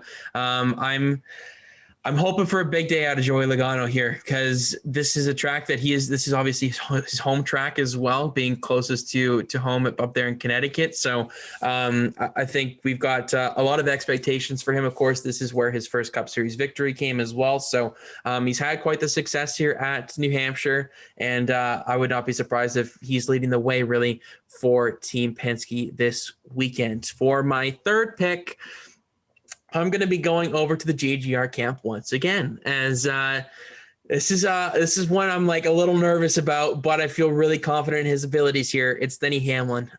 2 usages left on the 11 car. I like him at Michigan, and I like him at Daytona. I'm trying to decide where I want to try and place that last usage on the 11 car. Just depends on what I have left when it comes time for Michigan.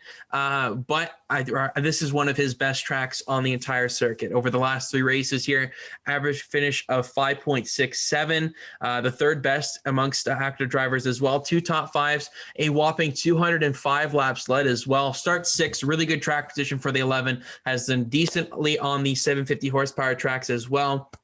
Been a contender the entire season, and I'm sure he really wants to try and secure that regular season points championship. Going to be a very, very tight battle between himself and Kyle Larson for the remainder of the regular season. So there's a lot at stake for the 11 car, even though he doesn't have a win and whatnot. There's still some pressure on him to try and get those bonus points, because he doesn't have the cushion of a race victory to add on to those playoff totals. So I think the 11 car is going to be strong this weekend.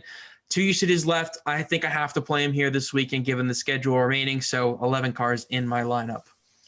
The 11 car is also in my lineup with 2 usages left for Denny Hamlin. Feel very good about Joe Gibbs Racing this weekend. And it's funny you mentioned Denny Hamlin with this package because he actually leads the Cup Series in points scored with the 750 package this season, excluding road courses, at an average of 45.2 points per 750 race. The only one that he hasn't finished inside the top 10 was Nashville, where the end of that race got a little bit weird for a couple of drivers, himself included, but very strong at Phoenix, Martinsville, Richmond.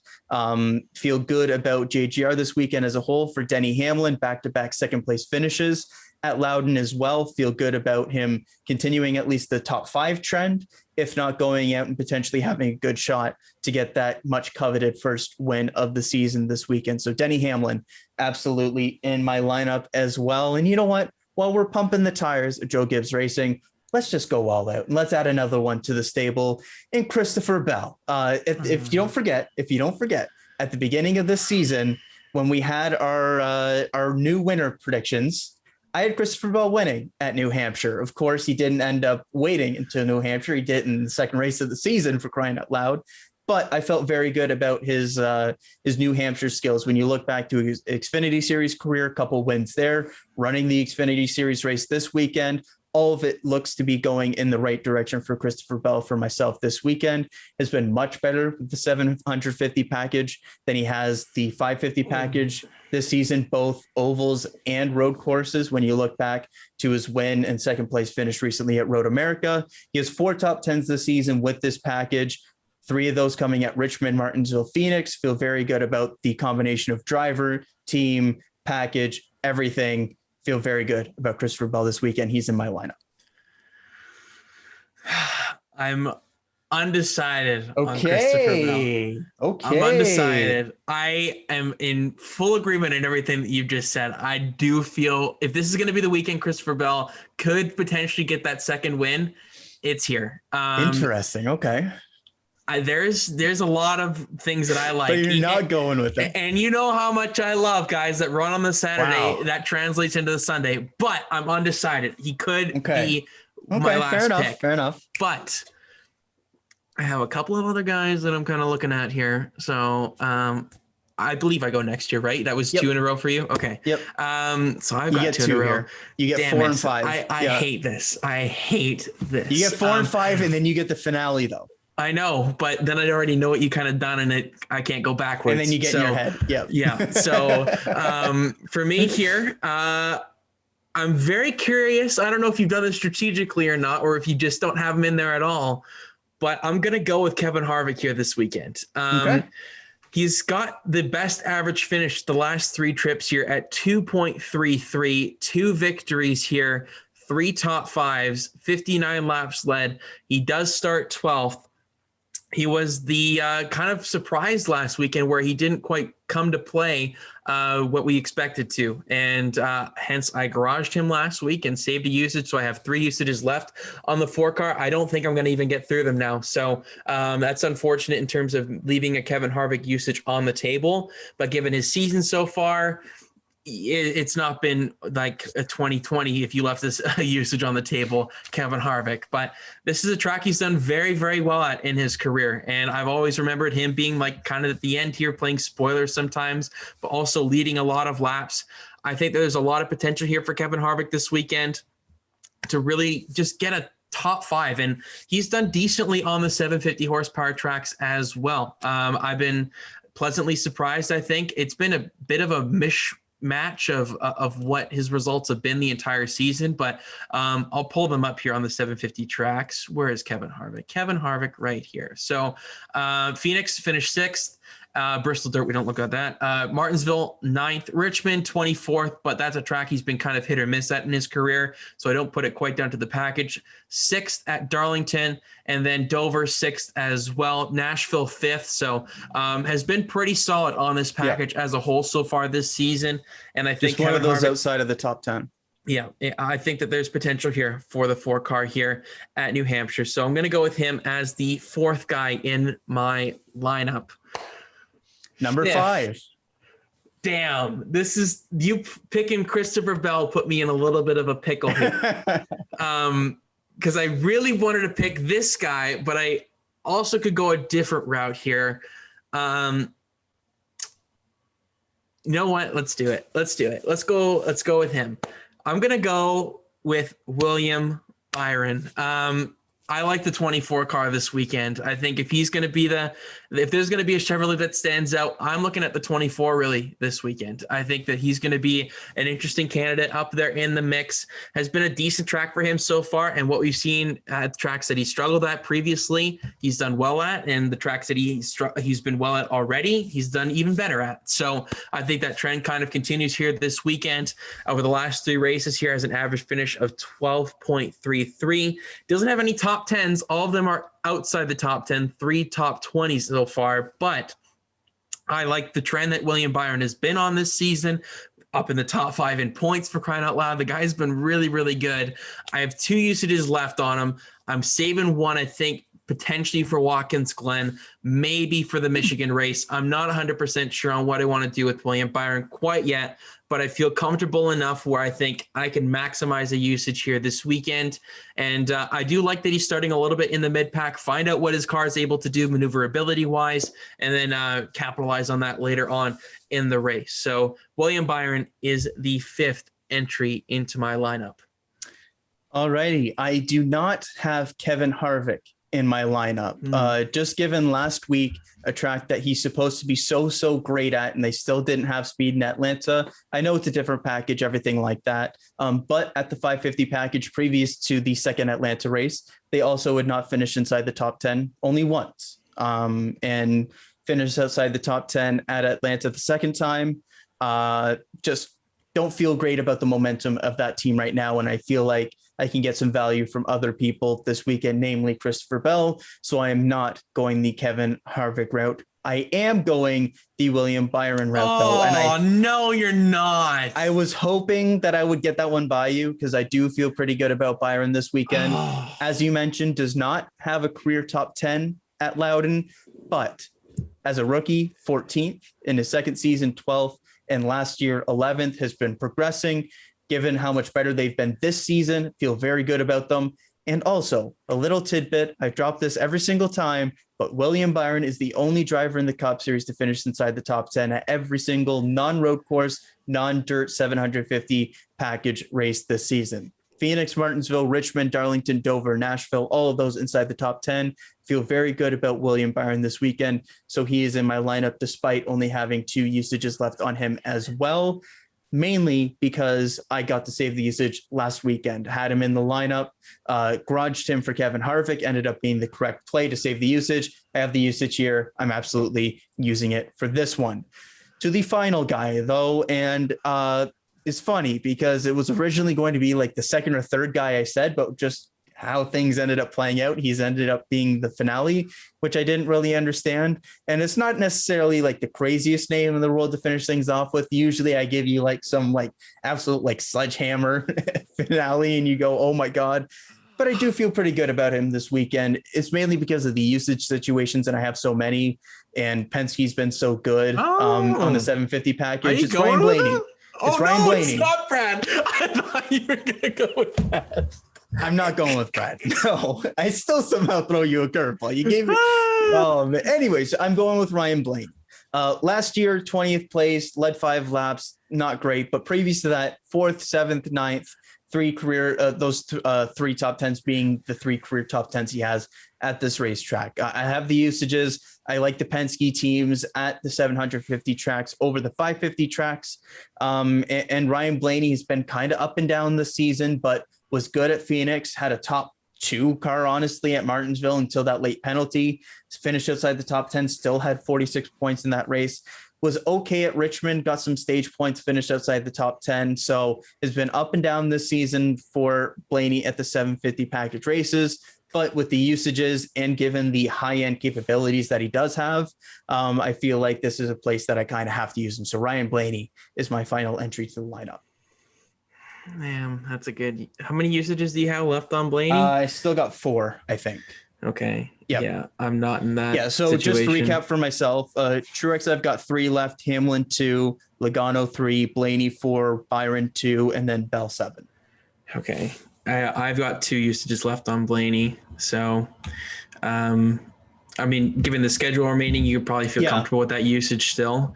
I do like the 12 car a lot this weekend as well. But I'm not going to go with Blaney. Okay. I do think the 12 car is going to be good, though. Damn it. Of course. Who's going to be better is the question. This is the question. There's a lot of guys I feel like I could go with here, right? Like, okay. I think I have a lot of options. There's a door open here. I just want to capitalize. You do have a couple guys that you have better usage situations on, so I am a little bit nervous where you could potentially go for this one. I'm not going to lie. Yeah.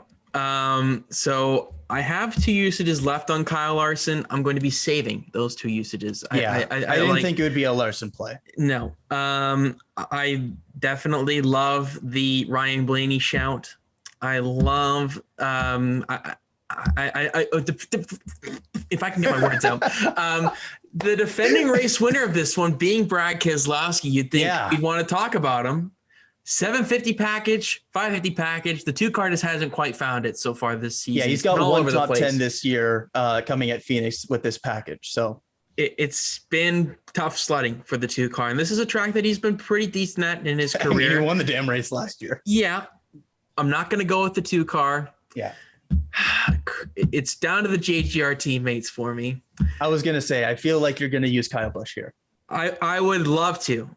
Thing is, I feel good about him. How many usages do you got left on him now? 3. 3? Okay. I've got the 1. So you got 1? Oh my God. Yeah. I'm pretty sure it's 1. Let me double check. Yep. I've got 1. So. Wow. Okay. I mean, I beat you 11 straight times. So. Okay. You thought I had 2? Huh? You thought I had 2? I thought you had 2. Yeah. Yeah. But no, now I've got 1. I've got 2 over you. Okay. So yeah, I'm going to play him then. Kyle Busch in my lineup. Okay. If you had 2, I probably would have gone with Bell to even you up here. But Kyle Busch, pole sitter this weekend. He did blow a right front tire here in the first 10 laps last season in the Kerr's pedigree scheme. I was going to say it was a pedigree car, right? But beyond that, he's been pretty damn solid here at New Hampshire. This is a track that I feel really good about with the JGR package. Yeah. He's got the most laps led here amongst active drivers as well throughout their entire careers here. So that's saying something towards Kyle Busch's success here. 3 victories in total for him so far at Loudon. I like the track for him. Starting on pole, I'm never a big fan of cars that start on pole. 750 package has been interesting for the 18 cars so far this season. Nashville was decent for a little bit of it, but then he really fell off when he got back in traffic. Phoenix was a big miss. Richmond was pretty good. Had one of the fastest cars there at the end of the race, just got shuffled back based off of him missing the commitment line there entering pit road. So didn't quite get the shot there at the end, but felt good about him there. Darlington, not really applicable, but still ran very, very good there. And then that's been his best so far. And then you look at Dover as well. He had the engine issue early on, but was running top 5 lap times once they figured that issue out. So I think the 18 car is going to be one to be reckoned with this weekend. I don't think he's the favorite coming in, despite having 4 consecutive top 5 finishes. But I think he's going to be really solid. And if I have the usage situation over here, over you this weekend for Kyle Busch, I feel very comfortable using one here. And if I don't like what I'm seeing, I can garage him, and I'm using him 3 straight weeks here before Daytona. That's 100%. So I've saved them. I felt really confident in this stretch here before the playoffs started.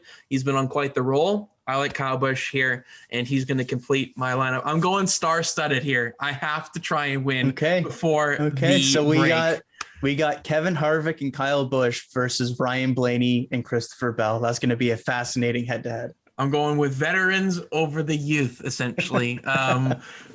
Of course, the youth is probably going to prevail. Something's going to happen.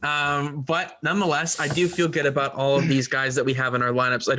I think there's a lot of different avenues you could go down this weekend at New Hampshire, and you feel good about your lineup. But let's look at the honorable mentions and the stay away froms here. We've talked about a bunch of them already. Brad Keselowski, defending race winner here. could be an option just based off of previous success at New Hampshire. I wouldn't go as far away to stay away from him. I'm more conservative on him than probably most would be, just based off of his run so far in 2021. Also, guys you have in your lineup, of course, Christopher Bell and Ryan Blaney. I think both of those guys are going to be excellent this weekend. And Christopher Bell was running in the top 5 very consistently last season in Levine Family Racing Equipment before having a flat tire late in the race. So this is going to be a really great weekend for the 20 car. And I would watch out. I love when the guys run the Xfinity Series, gives them a bit of extra practice time. And it does translate into Busch fan or something. It does translate into success. The numbers are there. So I think that the Christopher Bell running that will do him well. This is a track he's done excellent at in his career. Yeah. Watch out for him. And then I have Kyle Larson and Alex Bowman as the next two here for the Hendrick Motorsports camp. Despite Bowman having the infamous fire blow up at the end of pit road there, where the fire extinguisher man fell over getting out of the fire truck, look past that. Alex Bowman has done pretty decent here in his career. He's been the 12th best amongst active drivers. So a decent little option. I wouldn't say he's a good option this weekend, given some other people out there, but could be, depending on your usage situation, a guy that you could potentially look at. For Kyle Larson, it's just Kyle Larson at this point. This is a track he hasn't really done well at in his career so far. So there is a little bit to that. This is 2021 version of Kyle Larson, though, so you never know what the 5 car could have in store. He's been a threat basically every single weekend so far. I wouldn't put it past him to be a contender at the end of this one. Just definitely not the favorite, though, into Loudon here for the Lobster this weekend. We go to the Atlanta winner, Kurt Busch.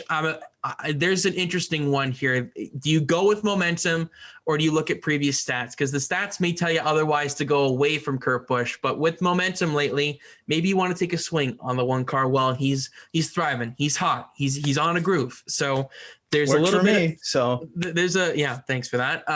So Kurt Busch, interesting option. I wouldn't say he's in your top 10 options, but could be a little bit of a fringe guy if you need it. Matt Benedetto. I have him as an honorable mention here this weekend because he's got the 11th best average finish amongst active drivers, being 13th, has a top 5 here last season as well. So very good run for them. And this is a guy on a mission here. When we've seen Matt Benedetto know his contract situation, he becomes a different man, and he's a different animal behind the wheel of a race car. He's out to prove something here this weekend, and I think it's going to relight a fire underneath them. Could be an option here. And watch out for the 21 car. Could be a nice top 10 by the end of Sunday. Finished 6th here last year, finished top 5 with the Levine Family Racing in 2019, back-to-back extremely good finishes. We know the Penske cars are very good with this package. You would assume that would go to the number 21 as well. Jonathan Hassler's been better as crew chief than Greg Irwin was. Back-to-back top 10s. You can absolutely see a scenario where they get a nice little points haul. Definitely. And then the final 3 here, Tyler Reddick finished in the top 10 here last season. Yep. So that was very encouraging for a rookie at a difficult track like Loudon. And then we go to 2 guys that have run a lot of modified stuff here, Ryan Newman and Ryan Preece. Okay, we're really scraping the bottom here. You're welcome. But Newman's numbers here are actually spectacular. Over the last 3 races, he's got an average finish of 11.33. Like, this is Newman's arguably his best track on the calendar. So you never know. I don't think you're going to use him in fantasy at all this weekend, but don't be surprised. I just want to give them a shout out if they end up in the top 15 kind of area. Would you like a little fun fact here on Ryan Preece? Sure. He has less points with this package this season than Anthony Alfredo. Okay, stay away from Ryan Preece this weekend. Hey, you know what? I this really is a track hope, he's done really well at. So I hope he turns it around, but it's mainly bad luck that he's had as well. But yeah, Ryan Preece luck. Yeah, he has been good so far, like in his career in the Cup Series at New Hampshire. It's been one of his better ones in terms of points, 23 and 16 in his rookie season. So could see a good day for them, but. They've had not exactly great luck or good performance with this package. Definitely. Then I go to the stay away froms here. Only 2. And it goes with Austin Dillon. Tough track for him so far. in his career. Despite Tyler Reddick having good success here last season, he's got an average finish of 22nd here with the last 3 races. Does Austin Dillon, so tough. On the other side of things, Chase Elliott. I have him as a stay away from here. This is not a Chase Elliott track. He's been a fringe top 10 guy so far in his career here. I don't know. I don't feel confident enough over some of the other options to say that Chase Elliott should be in your lineup this weekend. I know who's winning this weekend now, but yeah, there you go. But similarly to Atlanta, I just have a similar feeling about these 2 tracks for Chase Elliott. I just don't think they quite suit him, or it's just not quite he was good here in 2018, led 23 laps, had 51 points, but outside of that, it's been not enough to use a Chase Elliott usage. So I would absolutely when you look agree. At the 2 road courses remaining here, if you have 2 usages, do not play him here this weekend. Not even just that. When you look to Michigan and even Daytona as well, they've been better tracks for him there. So definitely, there's a boat of options that are better than Chase Elliott here this weekend. So those are the stay away froms. Those are the honorable mentions. Let's go to where the week is really decided here. Kyle, the bonus picks. Yeah. Oh God! And you lead it off. I don't want to lead this one off. This is the one. This is the one I'm the most scared of here this weekend. There's a lot of different guys. Top Chevrolet is, or just bonus picks. Okay. I don't know where to go with this one because this is not a Chevrolet track. This is a Ford and Toyota track. What I'll say is manufacturer organization is the one that scares me this weekend. I'm not scared about that at all. Okay. Yeah. Top Chevrolet finisher. I mean, you just jinxed them. William Byron. Okay. I'm matching you on that. William Byron is. Oh, no, you're not. I go off the board. It wasn't off the board because I had it written down originally. William Byron. I have it written down too. He's been consistent in the top 15 here in his career. Last 2 races, he's got stage points as well. Just been outside the top 10. And when you think about his career up until like the win at Daytona last year in the regular season finale, it's been a bit up and down in terms of the consistency. Consistently very solid in his career here, and the performance has been so much better with this package, everything like that.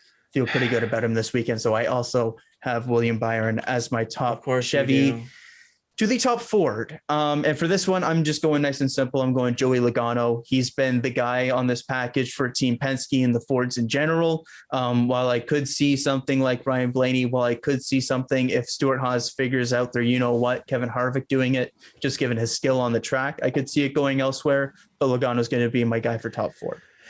Ditto. I'm matching on that. Okay. I can't feel like I can pick the 4 car anymore. I picked them last week. It cost me basically the week. So it didn't actually technically because but 1 point. If you had picked Blaney, I would have beat you by 1 point, which is arguably worse. Yeah, but it made me less confident down the stretch, right? Yes. Like so, I'm going with Logano, and it's not going to be Logano as the top Ford because I picked him now. So there you go. There's the jinx. At least you take me away from getting the 5. But. What a joke. Top Toyota. This one's tough. Because I don't think you're going to match me on whatever I pick because there's so many. All 4 of them could be the top Toyota here this weekend.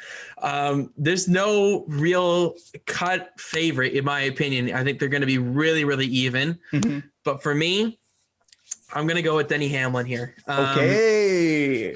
I think the 11 car is just that little bit step above the rest when it comes to the JGR cars here. Specifically at Loudon, this is a track he's done very, very well. It's super consistent, and he's obviously had the best track record of anybody on the 750 tracks released so far this season on normal ones. So, going with the 11 car is the top Toyota.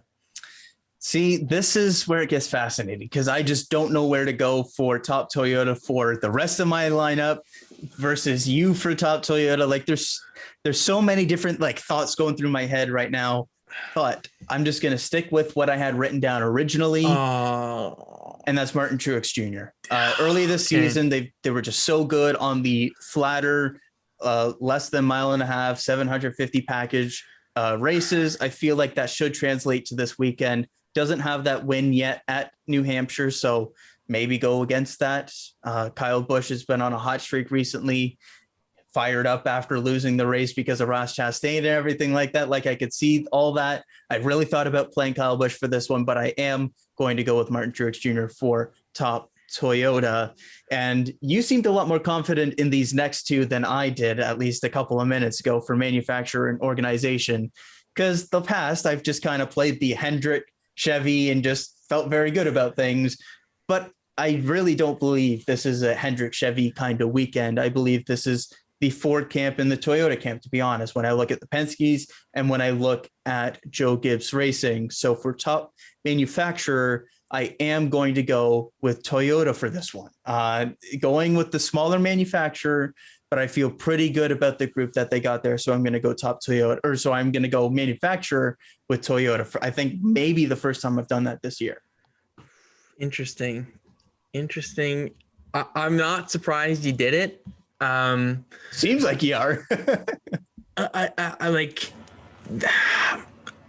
I was initially thinking maybe Chevrolet just based off of their so far this season. I mean, it's Chevy, right. So like it's their track record so far. But like you said, this is not a Hendrick Motorsports track. This is not. No. This is very much on paper, at least. This is like a Pocono to me, where they are not the clear-cut favorite, but they could. Based off of their 2021 season, they did well, right?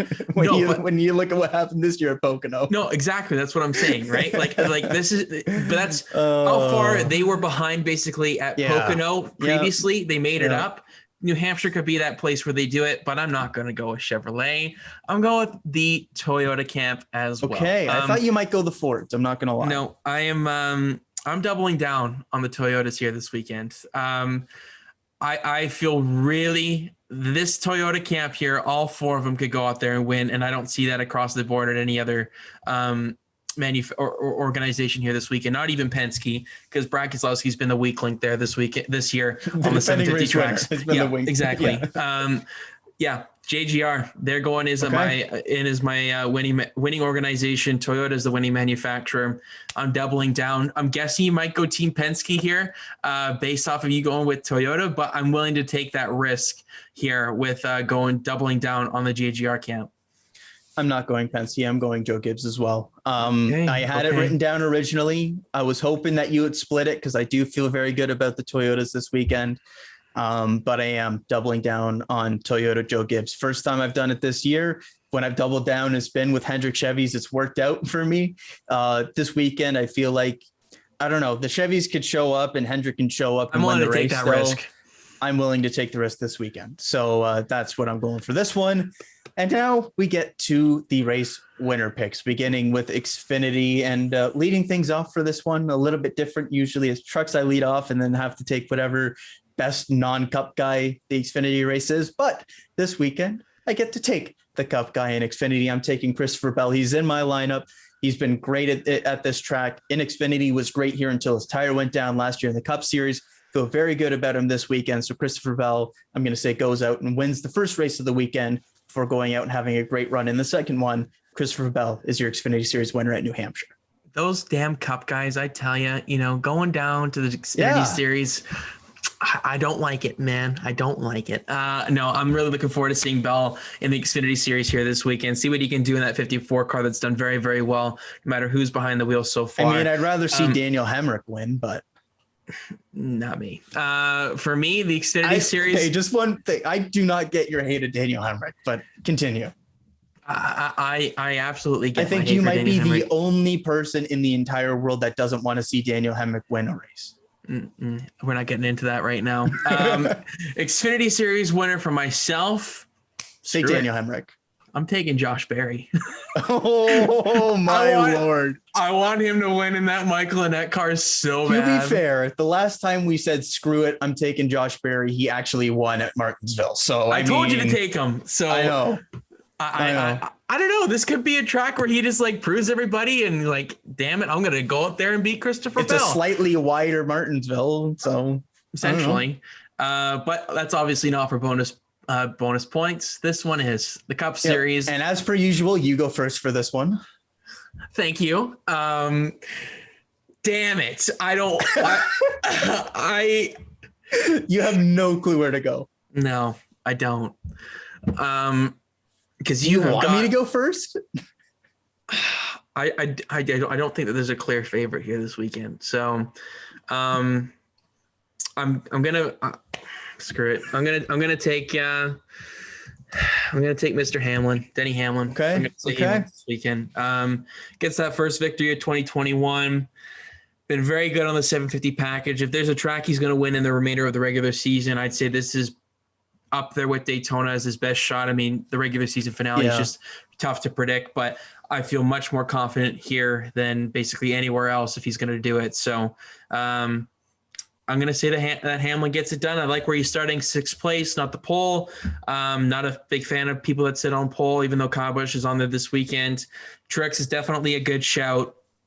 Joey Logano is definitely a good shout. I don't quite think Byron's there yet this weekend for the race victory. He's going to be in contention probably, but not quite there. I see it as a very much a JGR-dominated weekend, hence my pick, Denny Hamlin. I do really, really like the Hamlin pick here, and I completely agree. I think if he's going to win a race before the playoffs start, I do think it's probably this weekend. For myself, though, obviously going with a JGR car, I am going to go with Martin Truex Jr. for this one. Doesn't have that win at New Hampshire yet, but let's see, 1, 2, 3, 4, 5, 6 straight top 10s at this track. And it's mainly because he had good form last weekend when they were in bad form. And this is the package and a track similar to what they were extremely, extremely good at earlier in the season. So Hamlin's been consistent. I like that play, but I'm taking the swing on Truex. I do think that this could be another big, big weekend for him this weekend. Remains to be seen. They haven't had that kind of big weekend since those Richmond, Martinsville, Phoenix kind of races. Obviously, the 60 points at Darlington is the big one you think back to. But looking at Richmond, Martinsville, Phoenix, the flatter 750 package tracks, Truex was so good at all of those. Going to play off of that for this weekend at New Hampshire. Alrighty. Man, what a battle. What a battle we've got going on here. Yeah, we got what? Let's see. Let's Bell go and through our Blaney lineups. versus Harvick and Busch. And it's going to be good. Let's just go through our lineups one more time here, Kyle. I'll lead us off here with this one because I am the loser. Jesus. Sounds so harsh. All right. Well, could you describe it any other way? My God. It's 11 straight time loser is how I would describe it. That's a little easier on the eyes, eh? Yeah, thanks. Thanks for that. Lineup for me this weekend: Kevin Harvick, Martin Truex Jr., Denny Hamlin, Joey Logano, William Byron, and Kyle Busch. To the bonus picks, we've got top Chevrolet being William Byron, top Ford, Joey Logano, top Toyota, Denny Hamlin, winning manufacturer Toyota, the winning organization, Joe Gibbs Racing. The Xfinity Series on Saturday, Josh Berry, and then the Cup Series on Sunday, Denny Hamlin. He's going to be taking home the lobster. I also have Martin Truex Jr., Joey Logano, Denny Hamlin, and William Byron in my fantasy lineup. Going different, though, with Christopher Bell and Ryan Blaney taking a couple of swings on some younger drivers there. For the bonus picks, also have Byron, also have Logano. Going different with Truex doubling down on the Toyotas as well with Toyota Joe Gibbs. Going Christopher Bell on the Saturday, Martin Truex Jr. on the Sunday.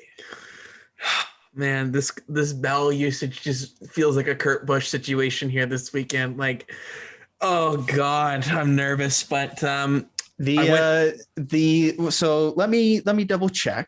But I remember I picked Benedetto to win at the first Talladega race, and I didn't put him in my lineup, but he had a really good points day. I can't remember if so I had Bell, DiBenedetto, and Bubba Wallace as the first time winners. At Bell at New Hampshire, DiBenedetto at Talladega, Bubba Wallace at Daytona, the regular season finale for Mass Chaos, of course. So the only one of those that has happened so far is DiBenedetto at Talladega, and he had a good points day. I'm hoping that trend continues. Christopher Bell and New Hampshire, good points day. We'll see. Fair enough. I did have Kurt Busch winning as like a surprise winner, but at the Bristol playoff race. So we haven't got there yet either. So I'll take that a little bit. I'll take that Kurt Busch got the victory at least, and when people were probably doubting that he could maybe win this year. But beyond that, looking forward to the weekend here at New Hampshire. It's an interesting track, of course, has gone from 2 dates down to 1 in recent history here. Has done pretty well in terms of giving us a decent racing product. It's one of the shorter races of the year. Finishes recently. 301 miles as well, so 301 laps around the place. So it's going to be an interesting one. Looking forward to it, seeing what Loudon has in store for us this time. But any final thoughts before we wrap up the fantasy preview here, Kyle? Yeah, last one for a couple of weeks here. So looking forward to this weekend and then all into Olympic mode. But no, looking forward to this weekend. Christopher Bell is going to be a fun addition to the Xfinity lineup once again. It's been a little while since he's gone back to the Xfinity series, so it's going to be a bit of a different look there. Going to see if anybody can upset the Cup Series driver in that one, and then of course we're going to talk about it on the Friday here after qualifying happens. But sprint qualifying format for F1, going to try that out this weekend at Silverstone. So interested to see how that goes, and we'll talk about all that stuff tomorrow on Friday about the new F1 car for 2022. Our thoughts on that, the sprint qualifying or the qualifying on the Friday, the sprint qualifying format, all of that stuff. So should be a fun weekend coming up here. Absolutely. Looking forward to it. Make sure to follow us on Instagram at the Green Flag Pod, as well as Twitter at the Green Flag Pod. Subscribe to the YouTube channel. Leave a like on this video if you enjoyed it. We would really, really appreciate it. The growth on the channel. I know I said it over the past couple of weeks, but it has been really, really great recently. Yeah. It's been really great to see all your guys' comments and you guys liking our stuff. So we really, really appreciate that. And as well as I will be live tweeting on the NASCAR and TSN Twitter account for the races this weekend. And then I get a little bit of a break, if I want to call it that, for the Olympics, even though I'm going to be working that along with Kyle. It's very much not a break. It's not going a to be break. 3 a.m. mornings, and it's going to be awesome. Yeah, definitely. But lots of exciting stuff around the corner here, around the turn, if you will, if you want to look at it in racing terms. Looking forward to what this weekend has in store. F1, British Grand Prix, always an exciting one. And then, of course, we just talked about the NASCAR weekend here at New Hampshire. But for this episode, I've been Lukas Wacker. He's been Kyle Cushman, signing off for now. We will talk to you tomorrow for the F1 stuff. But if you're a NASCAR fan, we will talk to you in a couple of weeks' time, basically, for the next fantasy preview for Watkins Glen. But enjoy the race at Loudon, everybody.